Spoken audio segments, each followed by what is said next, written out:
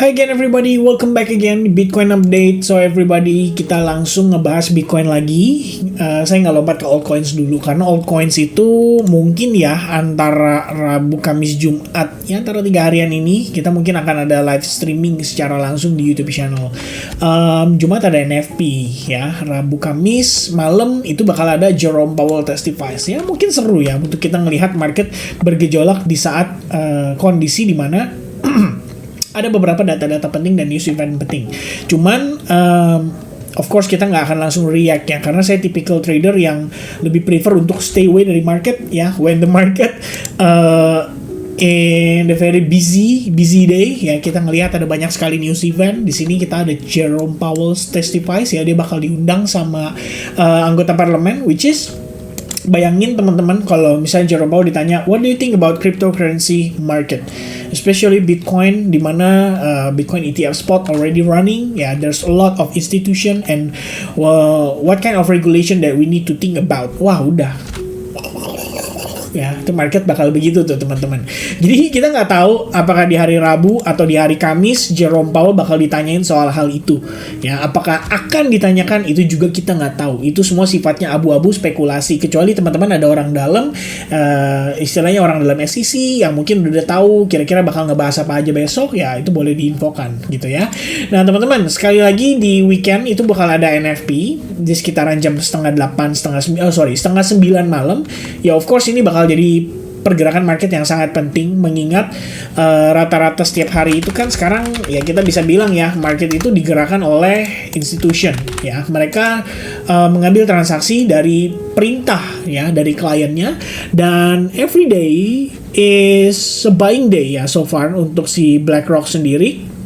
Meanwhile kalau kita ngelihat reportnya terakhir itu tanggal 4 Maret ya, which means tanggal 5 belum dapat ya reportnya, karena memang ya hari ini masih berjalan teman-teman.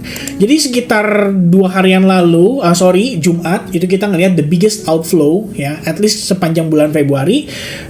Akhirnya di bulan Maret ya, dia baru 2 hari jalan gitu kan. Kita ngelihat tanggal 4 tuh hari Senin, itu $562 juta inflow. Dan terasa sekali dampaknya terhadap Bitcoin, karena today Bitcoin itu officially creating all time high. Ya, new all time high guys. Jadi tadi kita sempat kayak semacam nobar ya. Ini seru-seruan aja sih, kebetulan lagi live session juga bareng sama teman-teman di Advance Group. Kita marking di sini teman-teman ya. Jadi kita lihat weekly, kemudian kita tanda ini.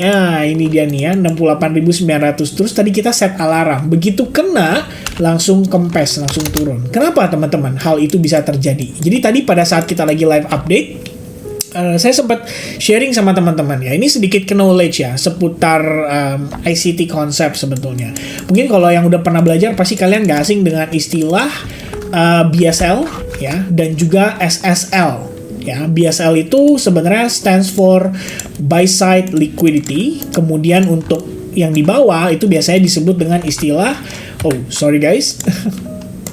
yang di bawah itu biasa disebut dengan istilah sebaliknya, yaitu sell side liquidity. Nah, apa yang menjelaskan buy side liquidity ini? Teman-teman, Anda harus mengerti, ini banyak banget ya, bisa dibilang nggak cuma retail traders, nggak cuma retail investor, tapi kita ngomongin bigger money ya, uang-uang yang lebih besar juga.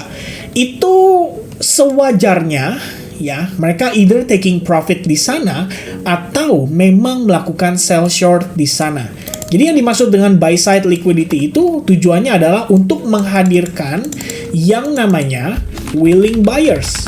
Ya, jadi kalau misalnya kalian let's say adalah institution, terus kalian berencana nih untuk sell short, atau mungkin kalian pengen taking profit, atau kalian mungkin pengen jual Bitcoin kalian, let's say ya Grayscale deh for example ya. Kenapa Grayscale selama nggak tahu mungkin 4-5 hari terakhir ya kita ngelihat outflow-nya itu gede-gede terus teman-teman. $200 juta, $600 juta, $400 atau $500 juta, $368 juta, dan bahkan terakhir tadi kita kalau ngecek di Arkham ya teman-teman sekalian, itu keluarnya lebih gede lagi teman-teman. Sebentar ya, Arkham nih dia ya. Keluar tadi malah Arkham ya, itu kotanya si Batman teman-teman. From Grayscale, kalian lihat di sini. Hari ini tuh keluarnya gede. $300 juta kalau nggak salah ya. Di sini Grayscale ngirim dari sorry teman-teman, saya lupa. Saya harus geser ke sini. Nah ya, ini pun nggak kelihatan ya teman-teman sekalian ya. Ini saya geser dikit deh tuh biar kelihatan ya teman-teman. Ini Grayscale ngirim ya. Yang pertama itu dia ngirim 800 Bitcoin setara dengan $54 juta. $54 juta total udah $108 juta, tambah $46 juta, berarti sekitar $154 juta. Kemudian dia kirim lagi sekitar $33 juta. Ada pengiriman lagi 54 kali 2 berarti $108 juta lagi, dan ada pengiriman sekitar $27 juta. Ini kalau tadi kita nggak salah hitung ya around 200 mau 300-an juta more or less ya teman-teman. Dan itu sebenarnya terbilang gede gitu loh untuk outflow dalam beberapa hari terakhir. Tapi apakah itu wajar? Ya saya rasa sih itu adalah hal yang sangat wajar sekali ya. Mengingat positioning market saat ini kalau kita bisa bilang itu mendekati all time high, itu sangat menarik untuk mengundang para pelaku pasar melakukan profit taking ya. Mereka yang beli mungkin jauh sebelum harga masih di kisaran range price, I don't know, maybe around 15.000, 16.000, 17.000 ya, 20.000. Ini udah berkali-kali lipat. Mereka taking profit, wajar nggak? Wajar. Nah, kemudian sell short di sini itu kalau misalnya memang eksekusi lebih early, kan kita lihat ya, itu tadi all time high-nya di sini teman-teman. Nah, ini rata-rata penempatan stop loss very likely agak di atasnya. Makanya tadi pas kita cek liquidation heat map, pas kita lagi live ya, ini gendut-gendut guys ordernya. Ada $199 juta lebih kurangnya, dan ini semua kena liquid. Ya, habis. Mereka yang sell short lebih early tuh dimakan dulu orderannya, ya kan, flip sell short mereka jadi buy. Makanya dikatakan dengan willing buyers, orang yang bersedia ya secara sukarela membeli dari harga yang lebih tinggi. Kenapa mereka mau beli? Karena ya mereka pasang stop loss ya, atau terkena likuidasi. Jadi order mereka terpaksa harus ditutup dalam keadaan rugi. Mereka beli lebih tinggi ya. Ini yang terjadi, dan seketika market mengalami kayak semacam reversal gitu ya. Dan I think reason dibalik pergerakan ini pun sebenarnya sangat reasonable ya. I mean, itu bisa dikatakan dengan istilah bull trap. Jadi begitu orang melihat naik, oke, buy ya. The more buyers coming di market, disitulah ada kesempatan untuk mereka bisa taking profit. Dan even institution ya. Jadi kita bilang teman-teman, let's say Anda adalah klien ya, yang beli ETF spotnya dari company Grayscale misalnya, atau Fidelity. Ini kalau kita ngelihat, ini kan kalau yang ya big, kenapa nih BlackRock ya? Kalau kalian lihat nih secara keseluruhan nih, BlackRock-nya tuh biru terus ya, inflow terus. Itu karena kalaupun ada yang jualan, mungkin lebih sedikit daripada yang beli. Tapi nggak mungkin nggak ada yang jualan. Klien BlackRock tuh, mereka yang beli mungkin dari harga 30.000, 40.000, mungkin udah ngerasa cukup, udah gue taking profit ya, gitu loh. Karena ini mereka bisa dibilang menawarkan peluang investment atau peluang ya bisa dibilang peluang aset ya, yang volatilitasnya tuh tinggi. Jadi buat para pelaku pasar, apalagi buat mereka yang, mohon maaf kita bilangnya beginner ya, mungkin ngerasa kenaikannya 20% pun mereka udah ngerasa ini oke banget gitu ya. Hampir 100%, lebih mantap lagi gitu loh. So they taking profit, tapi overall yang beli tetap lebih signifikan. That's why kelihatannya cuma biru doang. Tapi kalau teman-teman lihat ya, ini beberapa institution yang lain selain Grayscale itu udah ada yang mulai jualan juga. Ini 25,7 juta datang dari ticker BTCO ya. BTCO saya nggak tahu ini company apa. Probably saya harus ngecek lagi teman-teman. But in the end kalian bisa lihat sudah mulai ada yang berjualan, which means ini sewajarnya aja dimanfaatkan oleh mereka untuk profit taking. Mungkin kurangnya pengetahuan terhadap fundamental Bitcoin sendiri bisa jadi salah satu faktor penyebab dan lain sebagainya. Dan uang mereka bukan uang kecil, uang gede juga teman-teman. Oke? So, jadi ngelihat kondisi kayak gini, apakah kita harus panik? Sebenarnya nggak juga. Teman-teman bisa buka chart ya ini ya, saya coba untuk giving you guys an analysis ya terhadap pergerakan Bitcoin secara keseluruhan. Kita ngelihat pada perspektif time frame daily-nya dulu. Daily sih menurut saya ini bisa jadi indikasi dari rejection-nya ya. Karena satu pertimbangan saya, ini kan kita belum close market nih. Cuman tren dalam 3-4 jam terakhir ya, ini bukan 3 jam terakhir aja kita ngelihat Bitcoin itu udah kecenderungannya bearish banget nih teman-teman ya. Kelihatannya sellers keep going in. Sellers tetap masuk terus mencoba untuk menekan harga Bitcoin bergerak lebih rendah. Kalau misalkan kita melihat mengacu pada pergerakan sebelum-sebelumnya, seperti yang saya pernah sampaikan ya di previous video, Bitcoin itu bukan yang nggak pernah koreksi guys. Even pada bull run 2020 ya, ada kok momen-momen 2 hari dia koreksi bisa 17% ya. Ini even kayak gini nih kalau kalian lihat. Jangan kalian lihat cuman begininya doang gitu ya. Kalian lihat ini top to the bottom. Berapa persen? 10% in one day. But after that, besoknya recovery, cepet. Jadi yang bisa bertahan, itu menurut saya adalah orang yang proper risk managementnya, money managementnya, jadi dia tidak over leverage, kemudian dia juga tidak, istilahnya tidak terlalu over risking di dalam satu transaksi, atau mungkin banyak gitu ya. Dan akhirnya apa? Setiap kali ada dip, malah jadi opportunity, either itu untuk mereka nambah barang, atau mereka untuk buy on long position.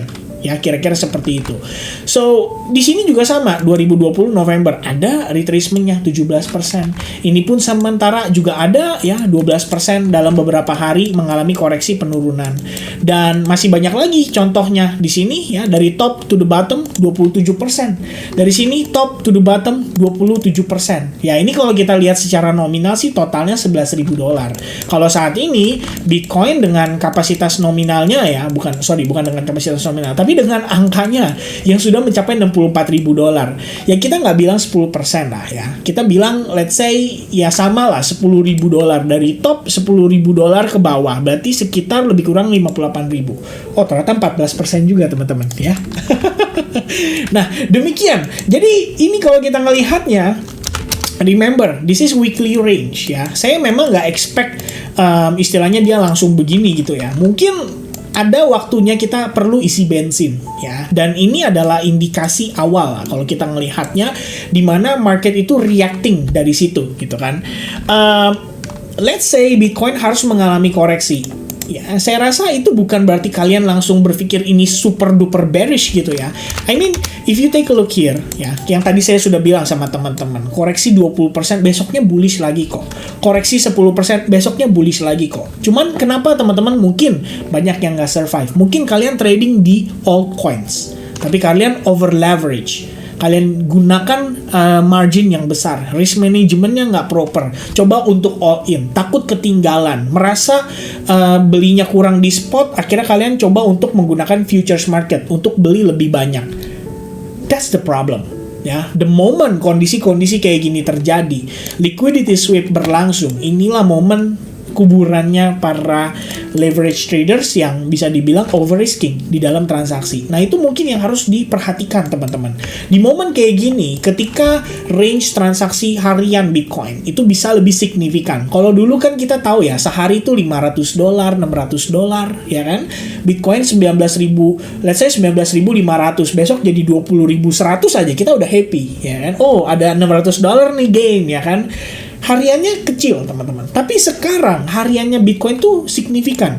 Top 68.000 sekarang 64.000. Kalau kalian notice opening pagi ini itu di $68.000. Low kemarin itu di $62.000. 62.000 naik jadi 68.000. $6.000 dalam satu hari. Ini berarti volatilitas market tuh lagi sangat signifikan ya. Nah, kembali lagi ke pertanyaannya ya, apakah ini artinya totally bearish? Enggak. Kita lihat teman-teman, ini adalah weekly range yang saya gambarkan ya, sebagai arti bahwa ini bisa jadi playgroundnya Bitcoin ya. Probably kita bisa konsolidasi di sini, bisa konsolidasi di bawah turun ya. In the end, kita tahu bahwa area ini tuh masih tergolong dalam area bullishnya dia. Kenapa bisa dikatakan demikian? Simple teman-teman, ini adalah one swing like this. Ya, percaya nggak percaya? Here, let me show you. See, Anda bisa lihatnya di mana ada retracement di situ, di mana ada pullback, nggak ada.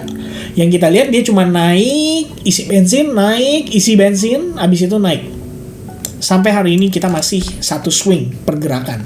Kalau dia retrace, ya percaya nggak percaya nih teman-teman ya. Kalau dia retrace 38% aja retracement dari atas, ya. Ke sini 38% retracement. Ini untuk seukuran tren ya. Kalau kalian lihat ya, Fibonacci retracement ya, retracement. Kalian cek di Google, kalian search di images ya. Ini bakal keluar nih gambar kayak gini guys. Ini menjelaskan Fibonacci retracement ya. Strong trend. Kalau dia turun 38%, dia mantul lagi. Itu strong trend. Normal trend 50%, weak trend 61,8%. Retracement 100% itu tanda-tanda reversal. Hari ini teman-teman kita ngelihat Bitcoin itu mengalami rejection. Let's say ini adalah the first atau initial rejection yang beneran kali ini bisa bikin Bitcoin either koreksi atau konsolidasi antara dua ya. Karena kalau kita ngelihatnya dari beberapa pergerakan beberapa minggu terakhir, di sini juga inside bar doang. Ya, kita konsolidasi bolak-balik karena dia building order gitu kan. Kemudian di sini sama inside bar ya, dia building order tek ya. Begitu breakout, boom, impulsif. Teman-teman lihat di sini. Ini pun sebenarnya kita bisa bilang inside bar loh. Ini adalah bar bullish kemarin. Ya, kita lihat di sini ini bar bullish kemarin. Nah, ya. This is your high point, this is your low point, and then we are trading inside di dalam range itu. Makanya ini adalah inside bar. Ya, kalaupun nanti dia jatuhnya cuman kayak gini ya kan, besok naik lagi, ternyata lusa begini ya, ada Jerome Powell NFP, ternyata dia fake out ya, atas bawah, terus dia konsolidasi lagi, main di tengah-tengah kayak gini, jatuhnya apa nanti? Oh, jadi pennant. Wah, setelah jadi pennant, oh ternyata breakout. Nah, ini baru beneran didorong, digas sampai melebihi level $70.000 dan kita officially dapat new all time high. And this is gonna be the first time in history of Bitcoin dimana kita all time high dulu, yang baru ya, I mean new all time high-nya itu terjadi sebelum halving, bahkan sebelum supply-nya dipangkas jadi setengahnya. It's gonna be crazy guys ya. Itu mungkin bisa jadi pertimbangan yang kita lihat saat ini teman-teman. Lalu let's say if ya Bitcoin beneran mengalami retracement, which is saya nggak mengharapkan demikian ya. Kalau misalkan ya memang dia mau dikoreksikan ya it's okay ya kan, di bawah koreksi it's okay, but it's buying opportunity either for Bitcoin atau buat altcoins. Semuanya bakal jadi kesempatan untuk kita buying more di sana ya. Jadi buat saya, let's say dia retracement kayak gini pun fine. It's just gonna be for this, ya. Another pump, another push to the higher level. Ya, kira-kira seperti itu. Itu strong trend, 38%, ya. Saya nggak bilang kita bakal ke sana deh, ya. Kita cuma lihat dari sini dulu, ya. Kita reacting the market dulu. What happened after this liquidation heat map kena trigger? Saya pikir karena banyak orang yang long di bawah juga. So, next target mereka, atau biasa dibilang dengan istilah draw on liquidity, padahal ini sebenarnya target ya, target trajectory. Itu mungkin akan coba untuk menggapai range area bawah ini. Karena ini ada liquidation leverage yang cukup gede ya, 60, 80 juta dolar, 90 juta dolar. Dimakan dulu, selepet, habis itu baru dia rebound lagi. Mungkin, teman-teman. So, in the end, itu tadi gambaran perspektif time frame daily, which is sebenarnya masih ada 6 jam lagi dari sekarang, dan saya belum tahu ya, karena jangankan 6 jam ya, di crypto tuh 15-10 menit aja bisa bikin market berubah secara signifikan. Jadi kita nggak bisa ngambil kesimpulan dari sana langsung. So, here's what I'm gonna do ya, saya bakal sharing idea sama teman-teman dari perspektif market structure only, trend. Kita bikin simple structure. Teman-teman lihat di sini, market creating new high level. Ya, after dia konsolidasi, which means kita ada higher high, ada higher low. Oke, lalu sama proses berulang, consolidating, ya, membentuk triangle, apapun yang teman-teman bisa lihat dari sini ya. Kita ngelihat mau pennant kayak triangle kayak, buat saya intinya ini konsolidasi, artinya bisa jadi reakumulasi. Ya, saya bisa bilang juga ini inside bar, ya kan? Contoh lain seperti itu. Nah, dia create all time high, dia create higher high lagi. Dia breakout dari higher high-nya. Nah, kalau misalkan teman-teman seandainya Anda adalah seorang petualang, Anda adalah seorang pengendara, di manakah targetnya? Kan pertanyaannya itu ya. Sebenarnya targetnya tuh adalah di sini, alias di all time high sebelumnya. Jadi kalau misalkan dari sana ke-trigger banyak posisi yang mungkin either terlikuidasi karena dia sell short, coba untuk ngebet sell short terus ya. Pada satu titik dia kena stop loss, pada akhirnya kena likuidasi karena dia average up, average gitu kan. Bisa nggak? Bisa. Atau ada sell limit order untuk para pelaku pasar, terutama big players, melakukan profit taking. Maka terexecute lah dari sana, and then kalian bisa lihat terdapat yang namanya Three River Evening Star Pattern. So, technically it's a rejection sebagai pertanda aja bahwa oke, ini adalah our new high point, di mana ada rejection dan ada resistance di level tersebut. Ya. Ini kita highlight, kita tahu di situ ada resistance. Saat ini simple swing teman-teman, simple market structure dari bawah ke atas, ya. Fibonacci retracement bottom to the top. Let's bring it to the side. Nah, teman-teman sekalian, 38.2% udah dilewatin, 50% obviously udah lagi ongoing dilewatin, tapi kita punya level 61,8% which is golden ratio dan 78%. Biasanya lanjutan dari 0,618%. Di mana di level 0,78% itu juga terdapat yang namanya confluence of support, ya.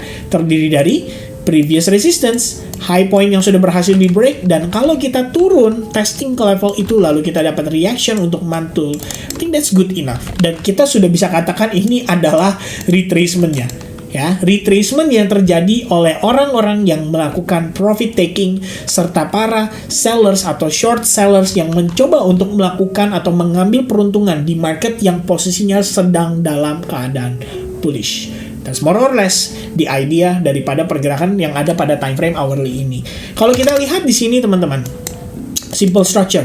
Ya, tadi ini by the way action yang kemarin kita ambil, ya. Mungkin sedikit saya bedah ke teman-teman supaya kalian punya idea, ya. Next time ini bisa kalian lakukan untuk memaksimiskan your profit. Entry after break and retest. Long position. Saya took partial close. Kenapa? Karena awalnya saya pikir ini berpotensi jadi rising wedge. Nah, kalau ini rising wedge, jangan-jangan koreksinya di sini, gitu kan? Kita kan antisipasi. Oh, ternyata dia konsolidasi dan breakout. Good, berarti masih bisa rally. Lalu kita lihat lagi di sini sama, konsolidasi. Good banget dong, berarti dia creating another base untuk next rally-nya. Harga naik lagi, kemudian di atas, saya pikir ini semakin dekat dengan all time high. We see another candle, menyerupai candle rejection. Ya udah, saya take profit 50% lagi. Lalu saya move stop loss-nya ke low point ini after dia create higher high. Lalu tadi pagi kena sweep saya. Ya, kalian bisa lihat ini ada buntut panjang banget. Shoot. Kena sweep, saya exit dari market, ya udah gitu ya. Saya pikir oke. Berarti udah take profit, exit dari Bitcoin, ya kita coba untuk allocate risk tersebut, kita untuk tradingkan di altcoins, atau mungkin alternatif yang kita ngelihat secara struktur bagus, secara trend masih oke, ya for example kita ada bet di Manta, kemudian ada bet di Optimism juga, ya kita coba untuk melihat bahwa Optimism ini mendekati Duncan upgrade ya, ini kan berarti layer 2 daripada Ethereum bisa dapat money flow cukup signifikan, jadi ada Arbitrum, kemudian ada Optimism, ada ya Polygon Matic yang probably sekarang sedang dalam proses liquidity sweep, ya I believe, karena overall structure-nya masih bullish juga, dan masih banyak lagi teman-teman, ya you name it, ya there's so many opportunity. So kalau misalnya kalian missing out di Bitcoin, cari alternative coin, makanya namanya alternative coin. Buat orang yang nggak beli Bitcoin dari harga $10, $100, ya mereka bisa beli dari alternative coin. Itu contoh kenapa dulu mungkin judulnya jadi alternative coin gitu ya. So kena stop loss plus and then exit position. Sekarang kita ngelihat teman-teman by progress ya. Target sebenarnya tercapai, bahkan lebih, dikasih bonus 10%. Ya udah, it's okay, it's fine. Let's clear this up. Kemudian kita lihat di sini apa yang terjadi. Technically ini bisa dikonsider sebagai liquidity sweep karena kita bisa lihat dong, ini ada liquidation yang benar-benar liquidation yang benar-benar di sweep ya. Begitu dibersihin baru harganya turun dibanting. Jadi orang yang sell shortnya buru-buru, mereka bukan profit, malah boncos. Habis boncos baru profit, makanya dia menyesal. Kira-kira gitu. Nah, kemudian secara struktur saat ini time frame 1 jam kita ngelihat ada proses pullback ya, sesimpel itu. Kita ngelihat ini oke, ini adalah pullbacknya sedang berlangsung pada Bitcoin ya. Kalian bisa lihat ini progresnya sekarang sedang dalam keadaan pullback. So this is the primary trend and then this could be, let's say kalau kalian pencinta ABC corrective wave ya, bukan pencinta, maksudnya Elliott wave theory ya, kalian bisa aja anggap ini expanded irregular flat ABC corrective waves atau expanded ya. Kita lihat di sini expanded flat correction rules ya, contohnya kayak gitu tuh, momen dimana harga B-nya itu lebih tinggi daripada poin yang sebelumnya, kemudian C-nya lebih rendah ya. So technically yang terlihat di sini ya lebih kurang ABC ya, fake out di atas untuk ngambil liquidity, baru kemudian harganya dibanting ya, supaya para willing buyers yang tadi kena stop loss itu dijadikan sebagai opportunity untuk bigger players melakukan jualan ya, kira-kira seperti itu.